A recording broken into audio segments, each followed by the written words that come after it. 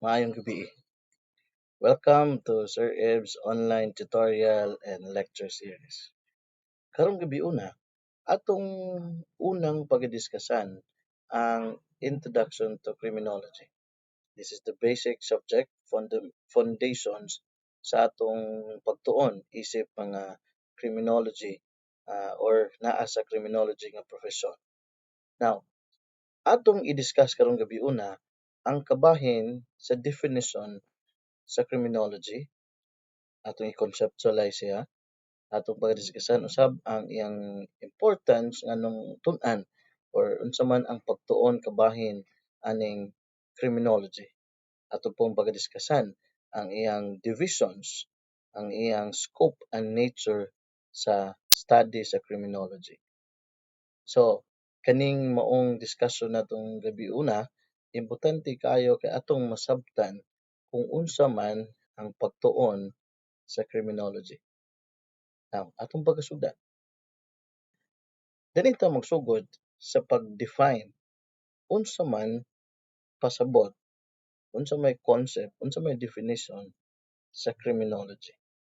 Now, kung atong lantawon ang mga nagkalain-lain nga mga libro nga gi-publish, daghan kaayo way of defining criminology. Pero kung atong hiusaon ang maong definition, ang criminology naglangkob ra gyud kini sa maong mga pagtuon. Now, ang criminology basically is a study or a discipline that involves the following. Unsa man ang pagatun-an sa criminology. Basically, atong pagatun-an ang concept sa krimen. Unsa man ang crime. Basically, most importantly, ang atong criminology nga magpugtuon, atong pagatun-an ang krimen. Okay? Aside from we are studying about crime, its classifications, and the rest of it, we'll discuss eventually later. Ato pong pagdiskusan ang criminal behavior. Ngano man ang usa ka tawo mo-commit man, makahimo man sa paghimo og usa ka krimen nga makadaot ngadto sa uban. Ikatulo, ato pong pagatun-an ang unsa may hinungdan nganong naay krimen. Unsa po'y hinungdan ngano ang tao makahimo man pagbuhat sa krimen. So sa atong mga sunod nga mga lecture series atong nang pagdiskusan pagalaw atong i-deeper ang atong pag-discuss kabahin the scientific cause scientific analysis why there is crime, what's the cause why there is crime, and why also person commits a crime. So we will be discussing that matter eventually. And we will also be studying about law, basically, because the law is our is a foundation basically on nganong naay krimen, di ba? There is a concept of logomacy. When there is no uh, crime if there is no law punishing it. So basically, mahimo lang ang usa ka butang nga krimen kung naay balaodnon nga nagbawal niini. So, ang pagtuon sa criminology di ay naglangkob aning mga ah, mga topics, mga pagtuon nga atong pagatun-an unsa ang krimen, atong pagatun-an ngano ang tao mohimo man sa pag-commit og krimen, its criminal behavior, atong pong pagatun-an ngano di ay ang nahitabo ang krimen. Daghan kaayo mga factors, daghan kaayo mga teorya nga amoy mag-explain nganong naay krimen. Og atong pong pagtun-an ang atong balaod sa Pilipinas nga mooy nag-define nga ang usa ka act or usa ka omission sa usa ka tawo mahimo man matawag nga krimen. So mao na ang pagtuon sa criminology. This is a study and a discipline that studies about crime, criminal behavior, its causes, and as well with our criminal law. Now, naay pangutana kabahin kung ang criminology ba is a science or not. Now, atong tubagon na nga maong mga pangutana. Kana nga pangutana kung ang criminology ba science ba or dili. Now, naay duha ka aspeto sa pagtubag sa maong pangutana. Una, kung atong tan-awon ang earlier development sa una nga mga panahon, ang criminology dili pa gyud siya ma-consider nga siyensya. Tungod kay ang explanation, ang criminology was part of a social philosophy. So dili pa gyud siya basically a science of that matter kay gina-consider pa man siya as a social philosophy. But in the present and contemporary developments sa criminology, ma-consider na gyud siya nga science. Nga naman because we are now applying empirical research. Nagamit na ta og mga researches, data, statistics that will help us define aning about sa krimen, di ba? Mga hinungdan, nganong nahitabo ang krimen, as well with person nganong nahimo sa criminal behavior. So ato nang ginagamit ang ginatawag nato nga mga research, data, statistics. And secondly, naggamit na pud ta og ginatawag nato nga mga ah, ah, sciences or ginatawag nato nga scientific methodology. That is why sa atong pagtuon ang criminology uses instrumentation in ah, mga nagamit nato sa atong pagtuon. So, muna kong ingon, kung ang pangutana, kung ang criminology ba science or not, ang tubag, duha. Ah, Atong basihan ang karaan, earlier development, dili pa gyud siya. Science kay part siya sa social philosophy palang daan.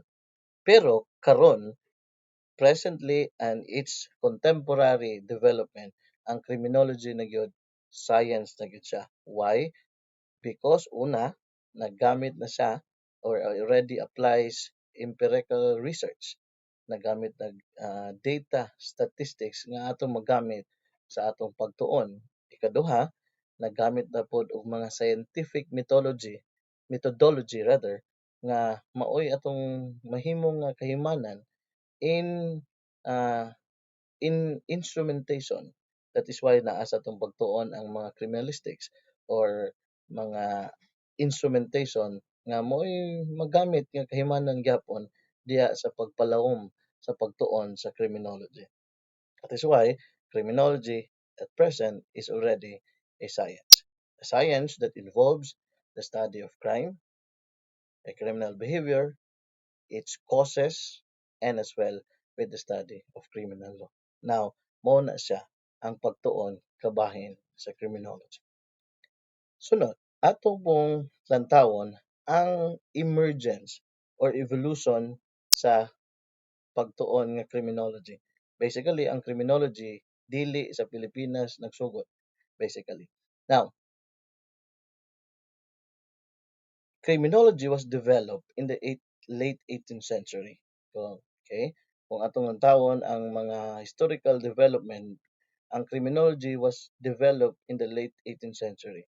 So, basically, sa iyang pagtuon as criminology, ang foundation niya, nagsugod siya basically in Europe, Western Europe basically. So naasa diya nag-start ang iyang earliest development sa Western Europe or Europe at that matter in the late 18th century. Now, nagsugod ang maong pagtuon kabahin sa criminology. Basically, it started with the earlier writings of Cesar Beccaria. That is why si Cesar Beccaria naghimo siya o ginatawag nato nga essays nga gina-title sa og Crimes and Punishment. Sa maong Crimes and Punishment niya nga sulat, diya nakit-an diya gi-present ni Cesar Beccaria ang mga krimen o unsa ang mga punishment sa maong krimen whenever committed by a certain individual. Now, sa maong pagsulat, panulat ni Cesar Beccaria sa Crimes and Punishment, diha napakita ang reforma sa criminal law sa Western Europe. That is why si Cesar Beccaria, ginatawag na siya o father of criminal justice or father of criminology, father of modern criminal law. Because basically, siya sa iyang gihimo, mao diha nagsugod ang development sa reform as well sa criminal law sa Western Europe. Now, sa wala pa manggod ang Crimes and Punishment sa mga writings nga gihimo ni Cesar Beccaria, there was no formal law that defines a crime and its punishment. Kaya kung atong lantawon ang mga teorya sa criminology, sa demonological part sa study, demonological criminology on that matter, nga nagtuo ang tao before nga ang tao nakahimog krimen basically because he is being possessed by an evil spirit that was the cause why a certain person committed crime. However, wala pa ditoy formal nga foundation sa maong balaod nga mo'y mag-define kung unsa kung krimen ba kana ug unsa ang punishment sa maong krimen nga mahimos tao. That's why in the earliest times, on that particular times, ang tao pag makahimog krimen basically will be put to death because he's have been committed a certain act on those times. However, based on the reforms made by Cesar Vicaria, didto na gyud na hipatik na, nahisulat na kung unsa iyang gibutang ang mga list of crimes, mga klase-klaseng krimen o kaning mga krimen na naapod say punishment nga gihatag sa maong krimen kung mahimo sa usa ka tawo. So that is why those are the earliest reforms, especially sa kabahin sa criminal law or sa balaod nun dito sa Western Europe nga gihimo, gimugna, gipasiugda ni Cesar Beccaria. Now, that is why, based on his concept, based of his writings, mao na siya basically nahimong foundation. Especially kung atong lantawon i-compare nato sa atong sistema karon, sa atong present nga kahimtang karon, normally atong makit-an nga natay balaod mismo. Nanay mga balaod nga natay criminal law basically nga didto nato makita ang mga klase-klaseng krimen nga pwede mahimos tao ug ang matag krimen naa pod say lain-lain nga penalty, lain-lain nga punishment nga gihatag sa maong balaod. Asa man siya nagsugod? Basically, it was started on the reforms made by Cesar Beccaria. So the foundation was already started. The reform was already started, especially on the writings and on the time nga gihimo ni Cesar Beccaria ang iyang panulat nga gitawag nato Crimes and Punishment. So ang earlier development sa criminology developed in the late 18th century and it was having a European origin. Okay? So mao na siya ang una nga emergence sa criminology. However, despite nga naa siya European roots, European development kay didto magid siya nagsugod ang iyang earliest development. But the major developments of the study of modern criminology took place in United States. So meaning to say, from a European origin, but the major development of the study of criminology involves in the United States. Okay, that is why criminology was closely linked with the development of sociology, was later emerged a discipline of its own. Muna kong ingon. Kay basically, in early its development, uh, mao na ang criminology ginatawag sa o part sa gitawag ng social philosophy. Because basically, tungod sa pagtuon sa sociology, basically, sa wala pa ng pagtuon sa criminology, ang origin basically, katong pagtuon sa sociology. Because sociologists that at that time defines already had that study defining crime and its cause and its nature. However, eventually, it became a discipline. That's why criminology became a discipline that particularly study about crime, its nature, its causes, and as well with criminal and law for that matter. So by its origin, mura pa gina siya nabutang nga nagsugod siya sa mga pagtuon sa sociology at that particular time. And eventually, it became a discipline of its own. That's why in the present time, ang criminology is already a discipline, criminology is already a science because as I said, naggamit naman ta og mga empirical research o mga scientific methodology nga mo'y magpalambo sa development sa atong pagtuon sa criminology. Now, one of since muna kong ingon nga ang major development sa criminology nahitabo man sa United States and one of the most famous American writings nga nagpalambo sa pagtuon sa criminology was Edwin Sutherland.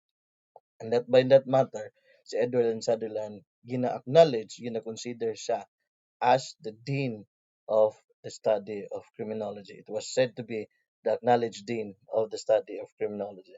Kung atong lantawon, si Edwin Sutherland ang usa sa nag-define sa criminology nga ang criminology is an is the is the study of crime as a social phenomenon. Basically, on that matter, in its simplest definition, ang criminology kabahin sa pagtuon sa krimen and that crime is said to be defined as a social phenomenon. Because basically, kung atong i-define ang concept sa krimen, part man gyud siya sa ginatawag nga social phenomenon. Sometimes dili nato ma-predict unsay unsa kanus-a ug asa mahitabo ang criminality and basically ang krimen is already developing. That's why it's what we call social phenomenon because it's part of the society. So when society develops, increases on that matter, ang criminality muuban sa niana. That is why if we look at the present time nga ang atong kahimtang karon develop na ang atong mga especially on the use of the information communication technology na nitapot gyapon ang pagdevelop sa krimen. That's why in the present time daghan na pud krimen sa cyber crimes on that matter because ang development nato, ang trend nato karon naman ta sa information and communication technology, computer ginagamit na technology atong ginagamit in the present time. That's why since ang krimen is a social phenomenon, kung mo-develop ang atong sociedad, atong komunidad, ang krimen expected nga muuban sa maong development. That is why it is very impossible to see a society without a crime. Okay? Mo man ang giingon ni kung dili ko masayop, mo nang giingon ni David Emil Durkheim o Durkheim baka na nga it's very impossible to see a community without crime because basically it's a social phenomenon. Ingon pa ni Edwin Sutherland, criminology is the study of crime and crime is said to be a social phenomenon. Okay? So, naadya si Cesar Vicaria nga mo'y nagmugna anang foundation sa atong criminal law. Naapod ni si Edwin Sutherland nga usa sa mga famous American writers nga maoy hinungdan nga nag-develop ang atong pagtuon sa criminology, especially on those particular times. So, criminology, basically, European origin, and then its major development took place in the United States of America. Now, ang sunod na atong tubaggon nga pangutana, kabahin kung asa man nag-origin ang word nga criminology. Kinsa man ang una naggamit sa maong word or pulong nga ginatawag nato karon presently as criminology. So atong lantawon ang historical development sa criminology. Ang criminology nga term was first coined, was first coined by an Italian professor known as Rafael Garofalo in the year 1885. So siya ang una naggamit, nag-coin sa terminolohiya o kaning word nga criminology from it's an Italian term, criminolohiya. So mao na iyang ginagamit nga term. So criminolohiya in Italian in the year 1885 by Rafael Garofalo. Eventually, another French anthropologist also used the term in the year 1887 or 1889 for that matter. And that French anthropologist who used the word criminology for the first time in French in France on that matter, ang iyang gigamit nga term criminology, GIE on that matter. So ang una in the year 1885 si Rafael Garofalo, Italy, European origin. And then eventually, naapoy nagamit sa France on that matter. Same thing on that matter, European uh, developments gihapon. French anthropologist Paul Topinard, 1887 or 1889, ang iyang gigamit nga term, criminology. So both of these terms, if we look at the definition, the word criminolohiya and criminology basically simply, and it's kung ato siyang iliteral nga definition, ang pagtuon sa criminology from the word logi, basically it's a study krimen. That's why kung ato siyang tawon, ang criminology involves simply literal nga definition, ang logi study man kini. Okay, pagtuon. So definitely study of crimen or study of crime. Basically, that's why the simplest definition of criminology is the study of crime.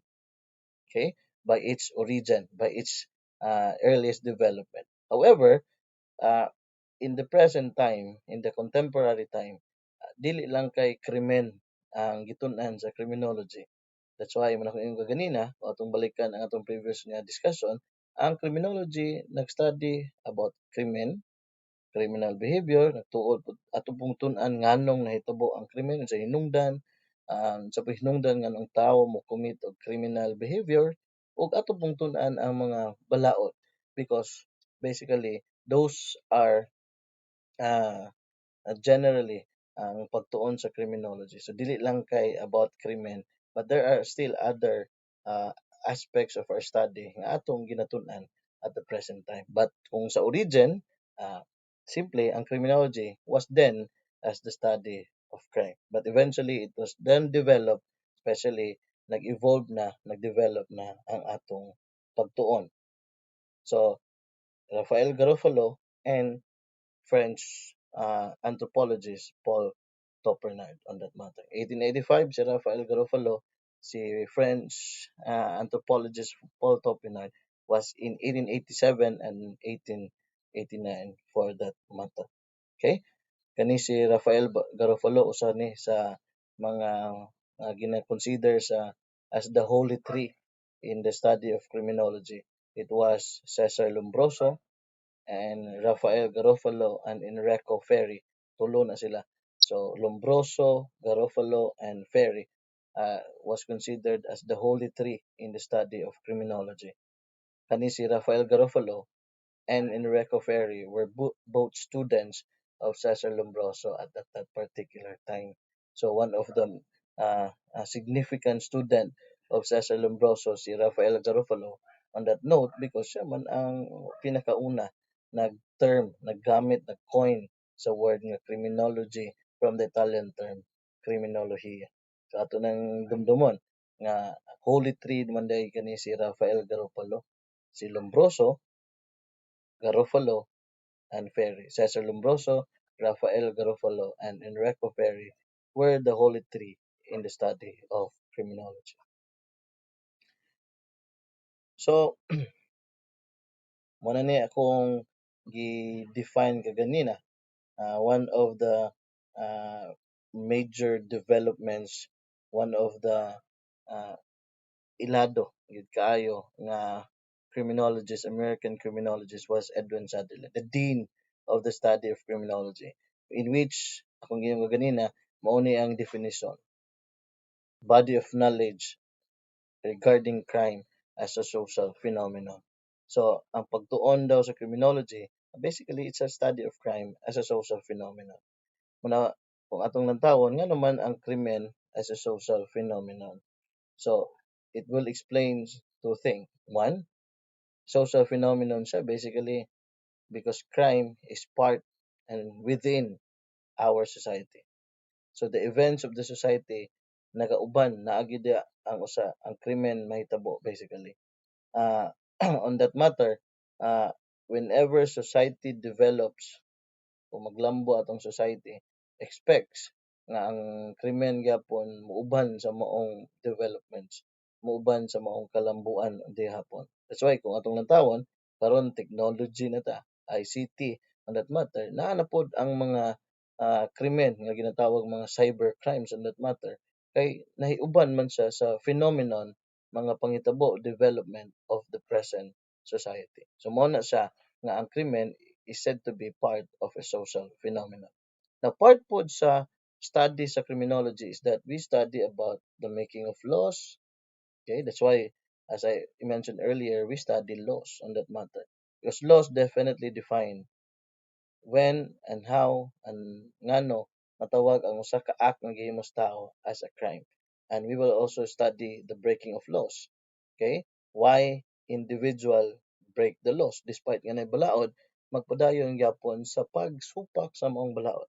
And thirdly, we will also be studying about the reaction towards the breaking of laws. Eventually, ato man i-discuss sa among discussion nato.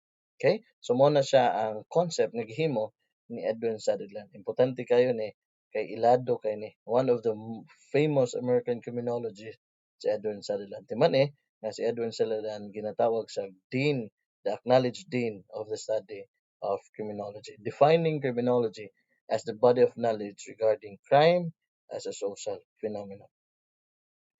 Now, unsa may concept sa kalainan sa criminology and criminal justice. So basically, kung atong lantawon, balikan nato, ang criminology, ang maong pagtuon sa criminology kabahin sa study of crime, unsa hinungdan, unsaon nato pag-prevent ang maong criminality. That's why we study the causes. We study the reasons nga no ang tao naghimo og krimen so that by studying its causes, by studying by its reason, it might in one way or another help us prevent, make a measures to prevent the emergence or the commission of a certain crime. While on the other hand, the criminal justice is our legal framework. Okay, legal framework is a mechanism used by our society in the prevention of criminality. That is why kung atong lantawon si criminology o criminal justice, pari-pareho sila nga concept because part sa maong pagtuon is unsaon pugnan, i-prevent ang criminality. Because basically kung atong lantawon ng criminology, part sa pagtuon ang unsaon pag-prevent ang krimen. On the other hand, ang criminal justice gihapon part sa mga pagtuon ang gihimo nga mga lakang is how to prevent crime. But the difference of the this study basically is that criminology is that we study crime, okay, as a social aspect on that matter. But criminal justice is about legal framework. Unsa ang gihimo sa atong sosyedad nga mechanism, machinery, okay, or processes nga gihimo unsaon nga mapugnan, ma-prevent ang krimen based on this particular concept. Okay? So, mao ni siya ang kalainan nila.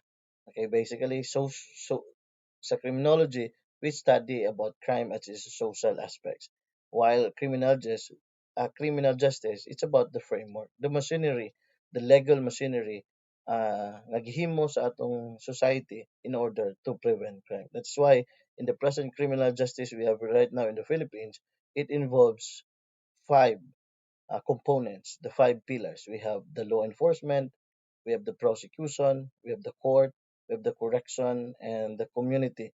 These pillars, this component basically are the mechanism, the legal framework nga gihimo sa atong society because this component prevents one of its objective is it prevents crime.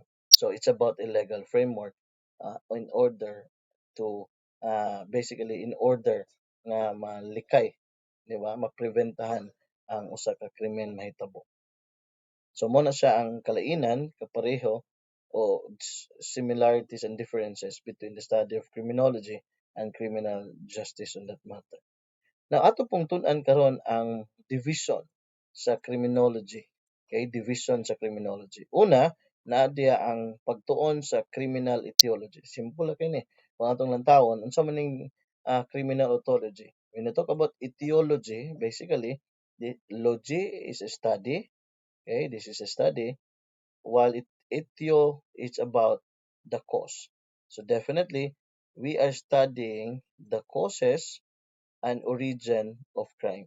So criminal etiology is the study of the causes and the origin of crime. So atong sadihan ang hinungdan unsay hinungdan man asa nagsugod nag-originate ang krimen for that matter. That's why in the present contemporaries there is a scientific analysis, scientific methods used in studying the causes and the origin of criminality or crime. Second divisions of criminology is the sociology of law. Basically, this about the study of law because basically ang balaod is used as a formal social control. Sa pasabot ani, ato dang tun-an ang balaod tungod kay ang hinungdan ang purpose nga nay balaod para i-prevent, di ba? For social control pugngan basically nga mahitabo ang krimen. That's why part sa atong pagtuon atong sadihan ang balaod in which ang balaod mo'y mag-define kung unsa ang krimen o ang balaod mismo ang criminal law mo po'y mag-impose kung unsa ang punishment nga gihatag sa krimen nga mahimos tao. So, kung atong lantawon ang criminal law, it defines crime, treats of its nature, and provide punishment whenever it is being committed. Amo na nga nay balaod para pugngan mahadlok ang tao to commit a crime because basically there is a punishment.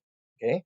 Because kung atong lantawon ang ito man i-discuss sooner, ang pagtuon ni Jeremy Bentham, nag-ingon siya sa iyang concept sa utilitarianism. Ang tao kuno, part of the human nature is that humans are pleasure seekers and pain avoidance. So normally, punishment definitely are pain, basically that will help prevent individual from committing crime. Thirdly, napay katulo kanang gitawag nato nga penology or correction.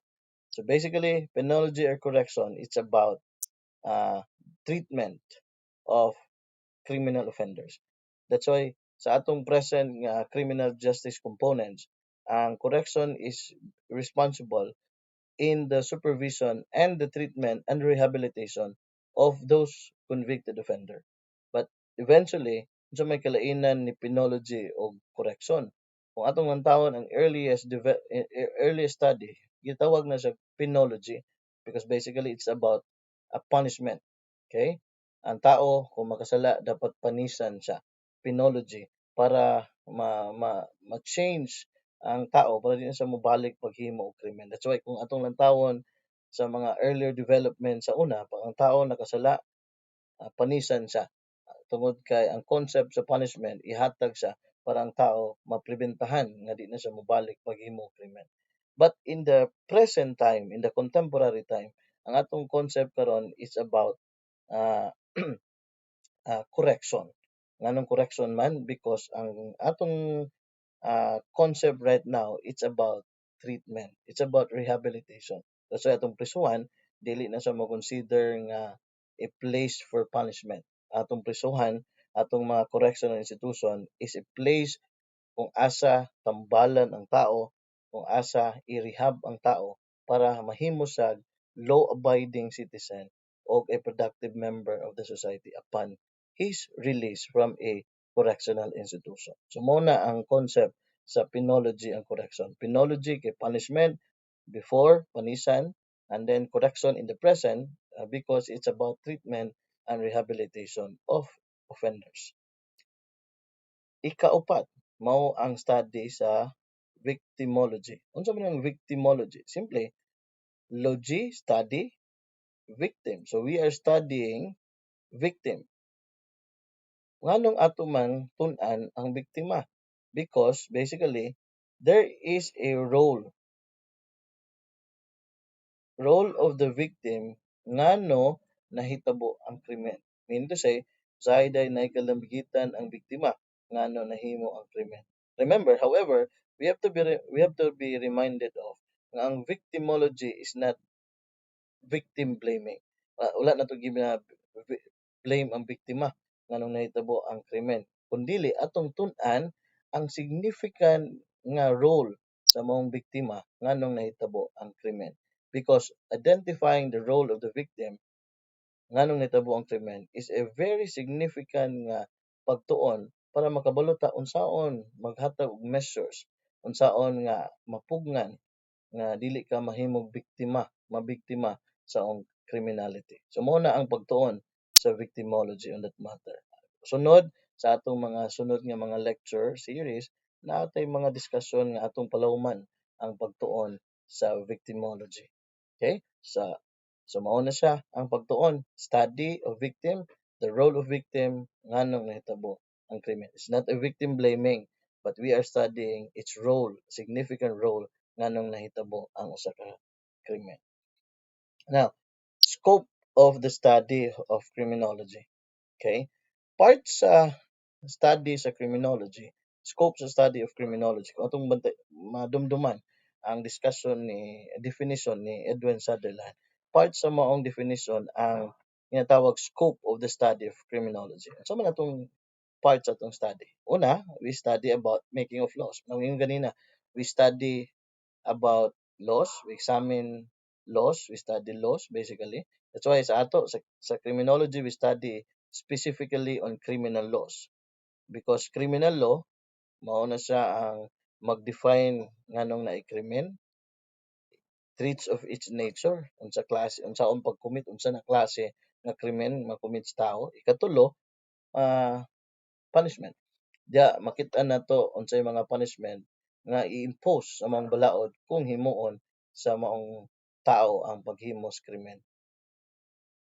So, morning ikaduha nga scope sa study of criminology nga atong tun-an ang ginatawag nato nga rason pertaining ngano ang tao will commit crime nganong magpadayon mangyapon pag-commit sa krimen despite there is a law.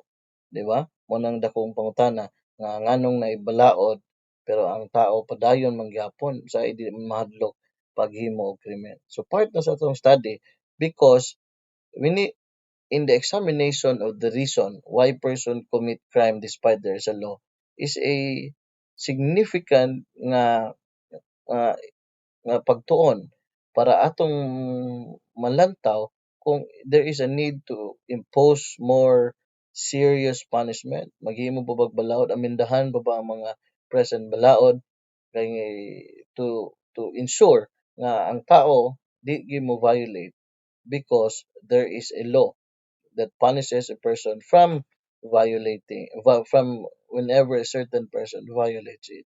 Mao man na gina ang ultimate nga rason, objective sa bang balaod. Naibalaod para mapribentahan ang tao from committing a certain crime. Okay? So muna siya ang concept sa breaking of laws. Ikatulo, nato ginatawag nga reaction towards the breaking of laws. So, unsa man ning reaction towards the breaking of laws? So dinhi atong gina-examine gapon pagatunan nato what would be the reaction of the people and as well with the government, the whole society, the whole community whenever naay mosupak balaod trapiko. That's why the reaction of the people, the reaction of all the members of the society on that matter will is a very important thing para makahimo tag mga development sa modern measures para mas mahingusgan gyud nga ma-improve pa, mahingusgan gyud nga atong mga present nga balaod for that note, for that matter nga wa na gyud mosupak sa maong balaod. So, kung makita nato ang mga reactions, makita nato what would be their reactions, how do they reacted, uh, kana bang naay naghimo daghan paghihapon ang gahimo sa krimen despite na balaod nga nagpunish ni ana. So kanang mga reaction sa maong members of the society is a great help para atong matagaag solusyon, makahimo man gyud og mga developments, modern developments para mas mahingusgan gyud, para mas ma-deepen pa, mas mapa-improve pa nga atong mga balaodnon, para kaning mga balaodnon gyud will see to it, will ensure nga wa na gyud mosupak sa balaod trapiko. Kaya mao man gyud ang ultimate objective nga nang naay balaod, to prevent criminal law. Basically naa diha ang mga punishment because those are the things nga gihimo para ang tao mahadlok yun, di gid sila mo commit, mapugnan gid sila. Deterrence, prevention will be the ultimate goal nga nung gina-impose ang atong mga balaod criminal law sa atong present society. Muna siya ang third scope of the study of criminal reaction towards the breaking of laws. Now, the next thing nga atong pag-discussan is about the nature kani atong manantawon kung unsa man gyud ang criminology. Okay? Now, criminology basically is an applied science. Nganong applied science man? Because we utilizes, okay? Munang ginatawag utilize kani term. We utilizes or simply sa Bisaya pa atong naggamit ta, atong gipanggamit ang mga other sciences para mas mo improve, ma-develop pa, ma-enhance pa ang atong mga pagtuon. In that note, ang mga sciences nga atong ginagamit basically we uses the study of anthropology, di ba? The studies of the physical the structures, development of men, yeah? We use psychology in defining the behavior, which study we uses the study of sociology in defining the crime, its social reasons, concepts, hinungdan niha, and other sciences, medicine. That's why we have legal medicine subjects. We have the study of instrumentation, criminalistics, chemistries. You also use research, statistics, on that matter, mga magamit na to, especially sa pagtuon in the detection and prevention of criminality. So kaning mga sciences nga atong gipanggamit is very important nga atong magamit, mapalambo, mapa-improve ang atong pagtuon sa criminology for purposes of crime prevention and crime detection. Amo gina pugnan o kundi mapugnan ang krimen, unsaon nato pag-identify nga kinsa man ang naghimong krimen. So these sciences, these studies is a very important study nga matabang sa atong kurso, sa atong pagtuon na criminology. So we have to utilize this science. That's why criminology basically is an applied science. We uses, we utilizes other sciences that help us study crime for purposes of prevention and for purposes of detection. Second, second nature of criminology is part of social science. Because if we look at its earlier development sa criminology, part magid siya sa social, sa philosophy. Nag-origin magid siya basically from the concept of sociology. But on that matter, kung atong nantawon si Edwin Sutherland, gidefine man pud niya nga ang criminology is a body of knowledge regarding crime as a social phenomenon. We have to consider that matter that crime is part of the social phenomenon, it's a social creation, it exists, naa diha sa atong society. That's why our study is already part of the social science. By origin, na trace ang atong foundation by the study of sociology. Social science ang atong pagtuon. Applied science and as well with social sciences. Ang applied science nagamit tag mga sciences. Secondly, social science gitawag tag ang atong pagtuon is part of the social philosophy.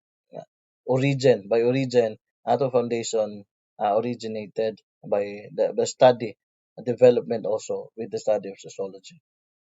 Third, dynamic. What does dynamic mean? Dynamic means ang atong pagtuon ga-change, ga-develop, ga-advance ang atong pagtuon. Dili pag ang when you talk about dynamic, meaning to say when with it moves forward, ga-advance siya, ga-develop siya, ga-change siya.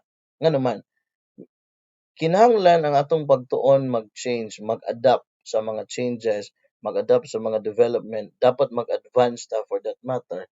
Because if you notice, crimes are advancing, di ba? Social phenomenon siya, ga-change siya. So, and that note, ang atong pagtuon dapat ma-change. When, basically, for that matter, sa una, wala pa man ang mga pagtuon sa cyber security, cyber crimes, for that matter.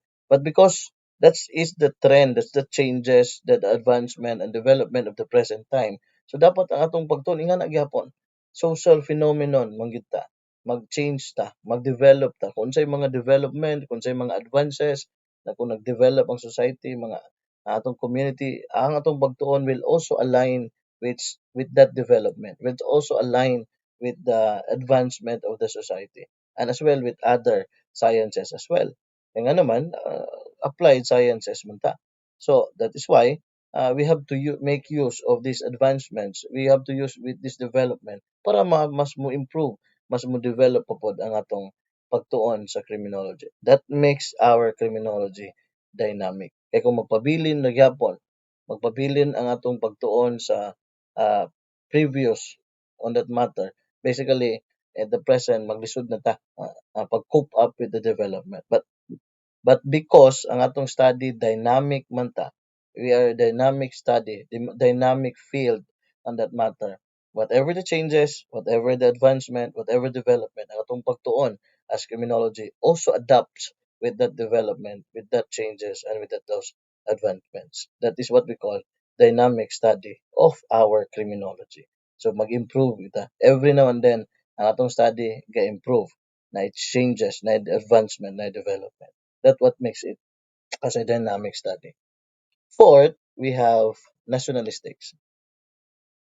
The study of criminology, since we study about law, and law is different depending sa territory. What does it mean? Nga ang balaod, part sa itong study, law man, nag-study man tag criminal law para because of that criminal law, ma-define na to ang krimen for that matter, mapugna na to ang krimen for that matter. However, ang criminal law are different sa matag nasod, matag country. It means to say, naay mga balaod sa ato, naay act sa ato nga kaning balaura iyang ah, i-consider ang usa ka act ng krimen, but in some other places, sa lain nga mga lugar, sa laing nasod, it might be sa ila dili pud siya krimen for that matter. Because nga naman, kay ang krimen, as I said, will be defined by the law. So, since naglain-lain man ta, nagkalain-lain man ang atong mga balaod nun sa matag nasod, possibly mahitabo gina nga ang sa ato posible krimen na pero sa ilaha dili na. Okay? So nga na ang gitawag nationalistic study. Nga naman because we differ in our laws, di ba? Naglahi man atong balaod sa Pilipinas, lahi pun balaod sa laing lugar. So in that note, mahitabo kaayo basically naay mga krimen sa ato nga posible nga dili krimen sa ila. Naay mga bawal sa atoa nga posible dili bawal sa ila for that matter. Because that what makes it as a nationalistic study. Okay? So, inga na siya para masabtan nato ang pagtuon, ang nature sa study of criminology. Applied science, nga gamit og mga sciences. We use other sciences for that matter.